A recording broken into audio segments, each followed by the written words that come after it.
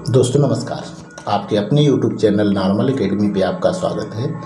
आज हम देखेंगे भक्त काल के रचनाकारों के क्रम में दादू दयाल को, जिनका जन्म संवत 1601, जन्मभूमि अहमदाबाद, मृत्यु संवत 1660।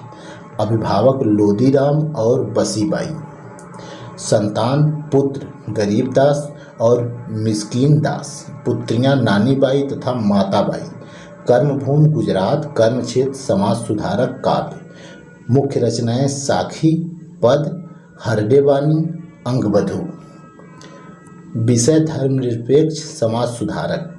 भाषा हिंदी, गुजराती, राजस्थानी। नागरिकता भारतीय। भारत के अन्य भक्त और संत की तरह दादू दयाल के जीवन के बारे में भी प्रमाणिक जानकारी का अभाव है। इनका जन्म, मृत्यु, जीवन और व्यक्तित्व किंवदंतियों, अफवाहों और कपोल कल्पनाओं से ढका हुआ है। दादू दयाल भक्ति काल में ज्ञानेश्वरी शाखा के प्रमुख संत कवि थे। उन्होंने एक निर्गुणवादी संप्रदाय की स्थापना की जो दादू पंथ के नाम से ज्ञात है। वे अहमदाबाद के एक धुनिया के पुत्र और मुगल सम्राट शाहजहां के समकालीन थे। उन्होंने अपना अधिकांश जीवन राजपूताना में व्यतीत किया एवं हिंदू और इस्लाम धर्म में समन्वय स्थापित करने के लिए अनेक पदों की रचना की। उनके अनुयायी न तो मूर्तियों की पूजा करते हैं और न कोई विशेष प्रकार की वेशभूषा धारण करते हैं। वे सिर्फ राम का नाम जपते हैं और शांतिमय जीवन में विश्वास करते हैं।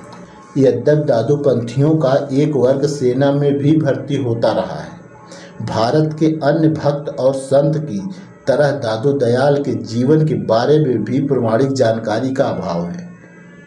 इनका जन्म, मृत्यु, जीवन और व्यक्तित्व किंवदंतियों, अफवाहों और कपोल कल्पनाओं से ढका हुआ है। इसका एक कारण यह है कि ये संत जनता के बीच से उभरे हैं। जीवन परिचय। दादू पेशे से धुनिया थे और बाद में वह धार्मिक उपदेशक तथा घुमक्कड़ बन गए। वह कुछ समय तक सांभर व आम्बेर और अंततः नारायणा में रहे, जहां उनकी मृत्यु हुई। ये सभी स्थान जयपुर तथा अजमेर के आसपास का है। उन्होंने वेदों की सत्ता, जातिगत भेदभाव और पूजा के सभी विभेदकारी आडंबरों को स्वीकार किया। इसके बदले उन्होंने जप और आत्मा को ईश्वर की दुल्हन मानने जैसे मूल भावों पर ध्यान केंद्रित किया।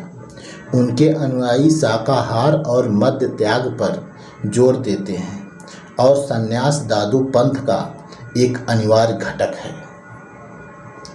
दादू के उपदेश मुख्यतः काव्य सूक्तियों और ईश्वर भजन के रूप में हैं, जो 5000 छंदों के संग्रह में संग्रहित हैं, जिसे बानी कहा जाता है।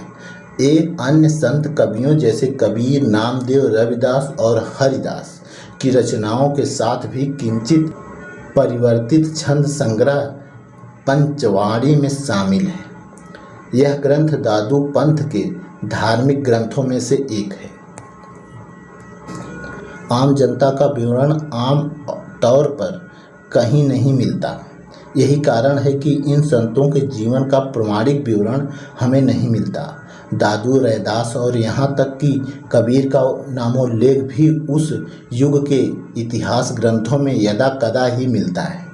संतों का उल्लेख उनकी मृत्यु के वर्षों बाद मिलने लगता है, जब उनके शिष्य संगठित राजनीतिक सामाजिक शक्ति के रूप में उभर कर आने लगे थे।